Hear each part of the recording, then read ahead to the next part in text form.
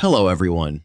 In this video, I'll guide you through the seamless process of connecting and optimizing your Xbox controller for Forza Horizon 6 on PC. Driving with an official Xbox gamepad gives you the absolute best native compatibility and precise vibration feedback while racing. First, if you are using a wired setup, simply plug your controller directly into a USB port on your motherboard using a high-quality Type-C cable.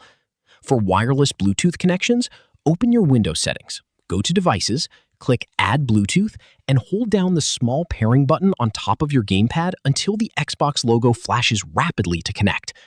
Once paired, open the Xbox Accessories app from the Microsoft Store to instantly update your controller's firmware, which eliminates random input dropouts.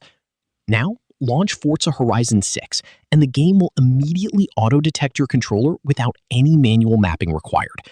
Just head into the Advanced Controls menu, lower your steering dead zones to 0 for ultra-responsive handling, and you are ready to hit the open road.